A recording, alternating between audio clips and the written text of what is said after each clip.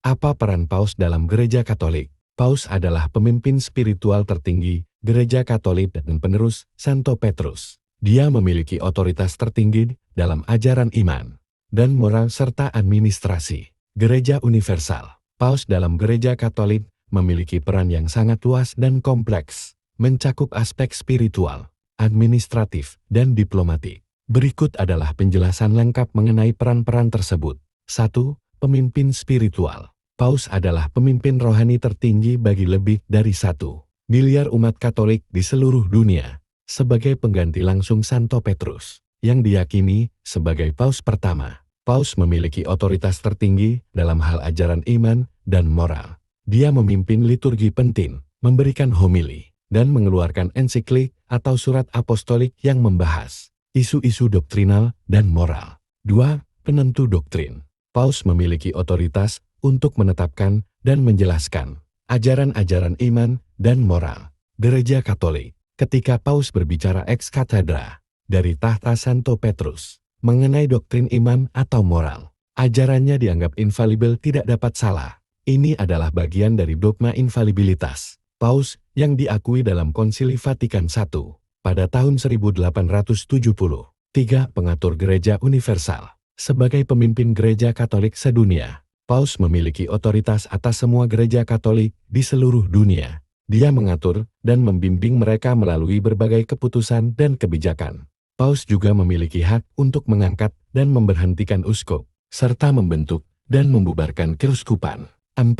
Kepala Negara Kota Vatikan. Paus adalah kepala negara Kota Vatikan, sebuah negara independen yang menjadi pusat administratif dan spiritual Gereja Katolik. Sebagai kepala negara, Paus memiliki peran dalam mengelola urusan internal dan eksternal Vatikan, termasuk hubungan diplomatik dengan negara-negara lain.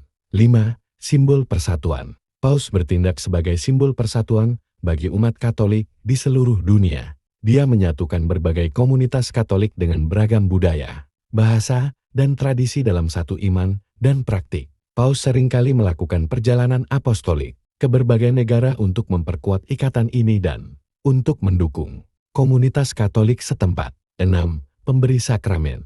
Sebagai pemimpin spiritual tertinggi, Paus juga berperan dalam pemberian sakramen, meskipun sebagian besar tanggung jawab ini didelegasikan kepada uskup dan imam setempat. Namun, dalam kesempatan tertentu, seperti Paskah atau Natal, Paus memimpin perayaan Ekaristi di Basilika Santo Petrus. 7. Diplomat dan mediator. Paus sering memainkan peran penting dalam hubungan internasional. Melalui Sekretariat Negara Vatikan, Paus mengelola hubungan diplomatik dengan lebih dari 180 negara. Selain itu, Paus sering bertindak sebagai mediator dalam konflik global atau isu-isu kemanusiaan, menyerukan perdamaian, keadilan, dan penghormatan terhadap hak asasi manusia.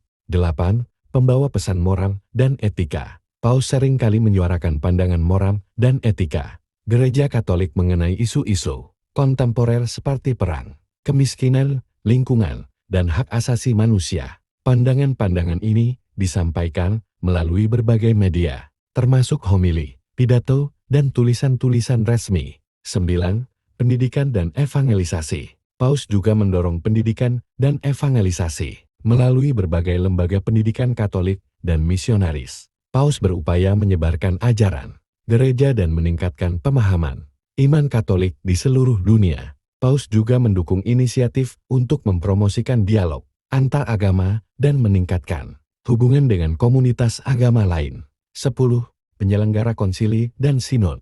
Paus memiliki wewenang untuk mengadakan konsili ekumenis dan sinod para uskup. Konsili ekumenis adalah pertemuan para uskup dari seluruh dunia untuk membahas dan memutuskan isu-isu penting dalam gereja. Sinod adalah pertemuan yang lebih kecil, biasanya melibatkan uskup dari wilayah tertentu atau membahas topik khusus. Dengan berbagai peran tersebut, Paus berfungsi sebagai gembala utama bagi umat Katolik, memastikan bahwa ajaran dan praktek gereja tetap setia pada tradisi dan doktrin yang diwariskan dari para rasul, sambil juga beradaptasi dengan tantangan zaman modern.